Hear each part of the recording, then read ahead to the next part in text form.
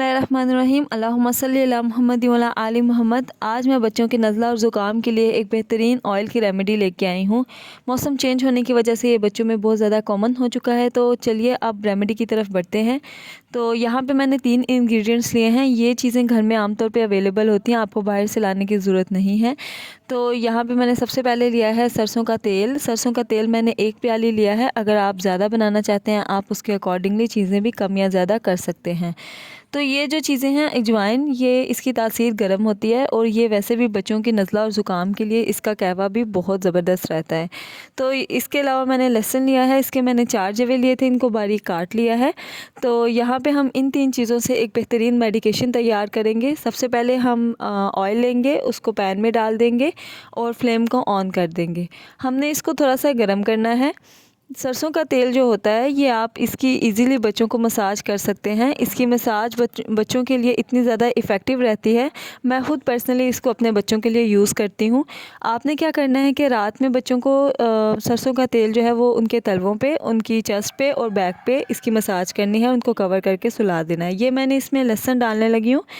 लहसुन के मैंने 4 जवे मैंने आपको बताया था लिए थे। आप अगर ऑयल की क्वांटिटी ज़्यादा लेते हैं तो आप इसकी क्वांटिटी भी ज़्यादा कर दें। आपने लहसुन को पकाना है, इसमें इसको इतनी देर तक पकाना है कि इसका कलर चेंज हो जाए, इसका कलर रेड से ब्राउन हो जाए। तो उस वक्त आपने फ्लेम को बंद कर देना है। इसको पकाने का मकसद ये है कि इसका जो असर होता है वो सारा ऑयल में आ जाए। और ये जो लहसुन होता है, ये वैसे भी बच्चों के लिए बहुत ज़्यादा इफ़ेक्टिव होता है। आप इसको कहवे में भी यूज़ कर सकते हैं, आप इसको ऑयल में भी यूज़ कर सकते हैं। तो यहाँ पे मैंने क्या किया है कि अजवाइन के बीज लिए हैं, या अजवाइन कह लें आप इसको जो है वो हाफ़ स्पून अजवाइन का लें, इसको आप इसमें डाल दें ऑयल में। अजवाइन की मैंने आपको पहले ही बताया था कि इसमें अल्लाह ताला ने बहुत ज़्यादा शिफा रखी है। तो आप इसके बाद इन दोनों चीज़ों को पकाएं। जैसे ही लहसुन का कलर चेंज हो जाएगा, आप फ्लेम को बंद कर दें। बच्चे जो होते हैं वो आम तौर पे सर्दी हो या गर्मी, बच्चे पूरा दिन एक्टिव रहते हैं, खेल कूद में मसरूफ़ रहते हैं। तो सर्दी का बच्चों को लगना या कफ़ कोल्ड का लगना बहुत कॉमन सी चीज़ है।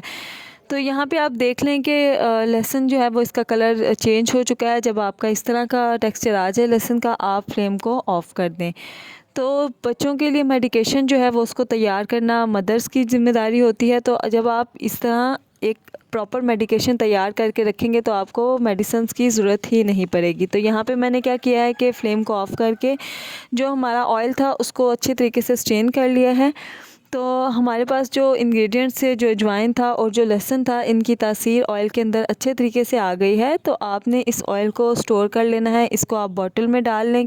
बच्चों के लिए बेस्ट अर्ली प्रिकॉशन है। उम्मीद करती हूँ आपको आज की रेमेडी पसंद आई होगी। अगर आपको पसंद आई है तो चैनल को सब्सक्राइब कीजिए, वीडियो को लाइक कीजिए और कमेंट में लाजमी बताइए कि आप नेक्स्ट कौन सी रेमेडी या रेसिपी डिमांड करते हैं। मिलते हैं नेक्स्ट रेसिपी में, तब तक के लिए अल्लाह हाफिज़।